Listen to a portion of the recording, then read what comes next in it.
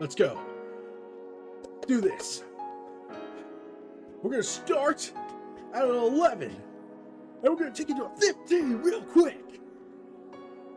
This match right here is one of the best tag team matches I've seen yet. That's saying something. High energy, high octane performances, you name it. This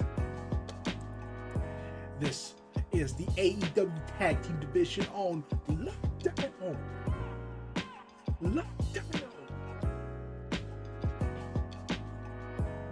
This match solidifies why the Tag Team Division in AEW is on lockdown. And why I will still advocate for a G1's climax version of an AEW Tag Team Round Robin tournament. Damn it.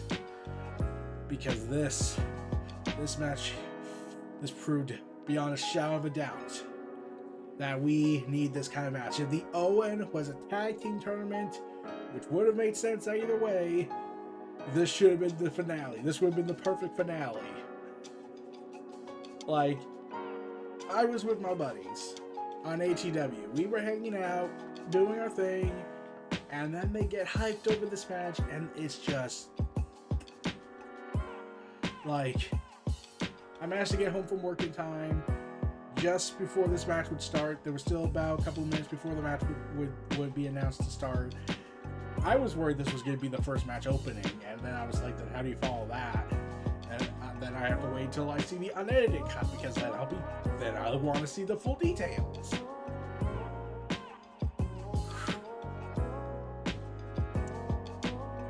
This is a supremely awesome match, and the stakes couldn't be any more higher. FTR has the AAA Tag Team belts. They have the Ring of Honor Tag Team belts from their Supercar of Honor trip, which I will hopefully talk about when I get to watch it more, because I was sick the whole WrestleMania weekend. So you could be happy about that. And now we got this.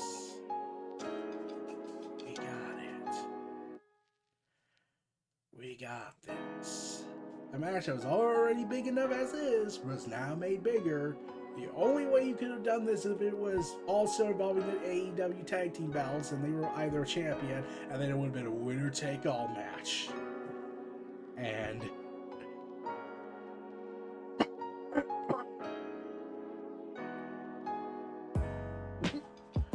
but yeah. Oh god. And the crowd's just on their feet, and my buddy James from FTW Productions is now going to forever kick himself for not attending this show. And I will just continuously tell him, that could have been you, man. You were there, man. You were there, man. So I'm pretty sure he's going to see this video and comment about it, so shout out to him. But yeah, this was a rematch 2 years in the making since their first encounter at Full Gear 2020.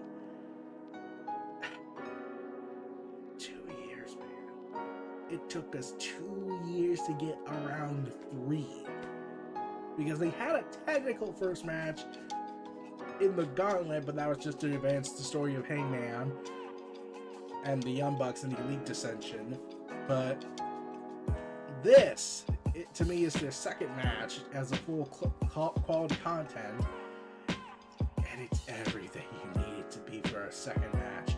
And I can't wait to see when they do a rubber match, because if they don't go for 60 minutes, full-fledged Iron Man match, I will scream. I will scream if they don't do that. I will be pissed, but I'll still praise it most likely because it will be awesome.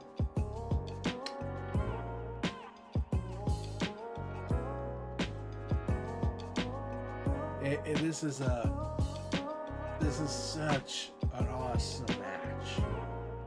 Like, you gotta check it out. This will tell you why tag team wrestling is so important to people, why they love it, why I could say it, but I'm not going to, despite it being the Young Bucks style. It's just, a magma opus of sorts for me. I'll probably change my tune when I finally go back to finally watching Supercar of Honor and I have the files and everything. It's just... I can't believe it. I can't believe it. How good this match was. And I thought something big was going to happen at the end. Like, I thought Bret Hart was going to show up. They've been teasing it throughout this entire build-up for this match. The only complaint you could say is that this wasn't being pay-per-viewed. But also, they can't make it pay-per-view because unless they can stretch this out without doing a match until May, I'll see how they could do that. Like, the reason why Punk and MJF worked was because they did tag team matches, then did a singles match, and then did a rubber match. So, there. They managed to stretch it out like that, but if you were to stretch out the second match between the FTR and the Young Bucks, they would have struggled out, no doubt. Even if you were a 6-man tag team, it still would have counted to some people because it's still a tag team match.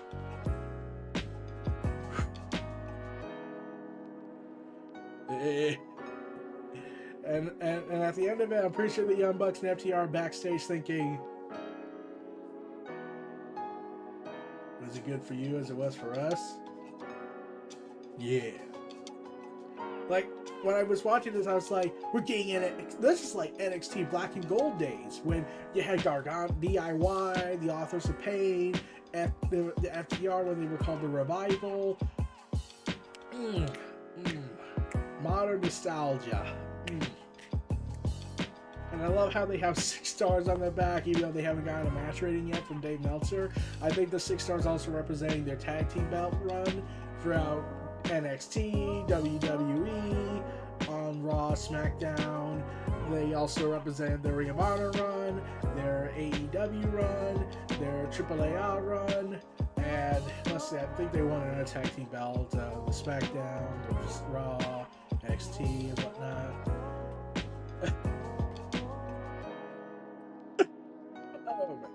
And even their jackets were reminding me of the Hart Foundation back in the day.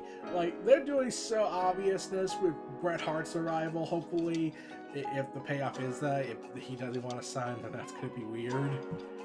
But yeah, they even pointed at a fan cam, at a fan in the crowd having a sign saying FTR, the best there is, the best there was, the best there ever will be. Like, come on. Even their lighting shows and the stage that it was, yeah, they're bringing in Bret Hart. And then I got thinking of all the matches we could do with that. Like, imagine FTR with Bret Hart on their corner versus the Blackpool Combat Club with William Regal in their corner. Like, could you imagine the interactions between Bret Hart and William Regal? Yes, I believe we've met before. Yes, I do believe we have technical wrestling perspectives. Yes, they're good. Good job. I have no idea what I'm doing. Like, oh man, it's only about a time till FTR has to fight the greatest tag team in all of space and time. Eventually, that's inevitable. And now they're doing this whole belt collector stuff. Like nowadays, it seems like every wrestler, ever since Kenny Omega brought it home, has been doing this belt collector stuff. Deonna Purrazzo, FTR, Matt Cardona. I think even Will Ospreay was doing for it. Will Ospreay does it. Like, it seems like everyone's now trying to be a belt collector. And I'm just like, I bet Kenny Omega's feeling sad right now. He's not part of this fun. Especially, though he is also insane. So, take of that what you will. Like, as much as we love all these workhorses, no one can say they wrestled with vertigo, wrestled with broken bodies, essentially, from years and years of wear and tear, shot up knees, and still kept delivering quality after quality after quality after quality after quality after banger after banger after banger matchup, no matter how insane it was, and whatnot. And my buddies on ATW, when we were watching it on the Zoom, were like freaking out They were on there. They kept standing up. Like Noah Foster was reminding me a bit of Maranello. Yeah, take it that what you will. Sad he's not going to be a wrestling commentator because he definitely would have made it work. Unless he does those fan promotion stuff, but who knows? We'll see one day. The Young Bucks and FTR tore the house down. They tore it up. And FTR got their poetic vengeance. Vengeance to prove that they are the best tag team in the world. Now let's see what happens down the road. Will they go after the AEW tag team belts again and become triple champs at the same time, and therefore they have to fight every single challenger across Mexico and North America and the US? Hey, let's do it. IWGP title matches. Let's do it. Let's do it. Go to Impact. Go do that. Just do it. Let's do another belt collector run with FTR running base. At least before that, or do it before you do Deonna Purrazzo versus Britt Baker. Still waiting for that.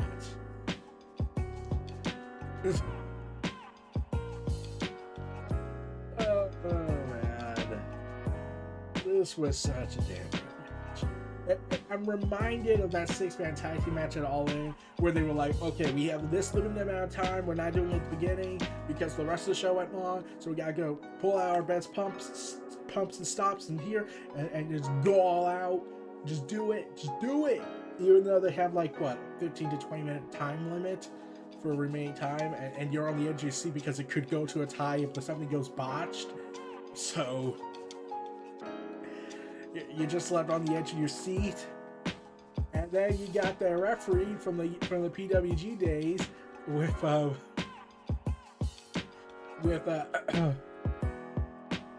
the referee from the PWG days, and James was like thinking he was on the Young Bucks' payroll, only for the referee to be non-biased and point out that yes, FTR's still in it. And when we thought it would look like he was going to screw them over, Montreal screw job and all that. But they didn't go that route. I'm actually kind of glad they didn't. And then FTR does the golden trigger, and as after if I recall correctly, Matt spits in their face with the beat, and then they hit him with the BT trigger afterwards, and then they did the Young Buck kiss, and yeah, Matt's down. Then they did the big ring and retained their tag team titles. Oh god, this is beautiful, man.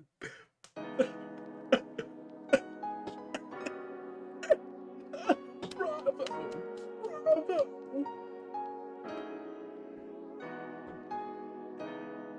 My friends were my two buddies, Young Bucks fan King and AEW fan Professional Wrestling Man Simple Man Noah Foster, the Simple Man. They were on to standing up and just shouting with everybody, and James was shouting at his place, and it was just like, oh god, this is how exciting AEW makes these people. Like, I was on the edge of my seat too. I didn't stand up like everyone else did, but I did go ahead afterwards and told James, "Let's get with you, man. You can be there, man. You can be there. But you just said stay home. You can be there, man." And he will forever regret not getting a ticket. That's why I'm going to AEW on May 4th and hopefully getting just some exciting content right before it hits Double or Nothing. So, you know what I'm doing for May the 4th be with you. Congratulations to FTR, the Young Bucks. Bravo. Give them a round of applause, everybody. Like, FTR's been killing it again in the tag team division. Taking over the world. Taking over the world, baby.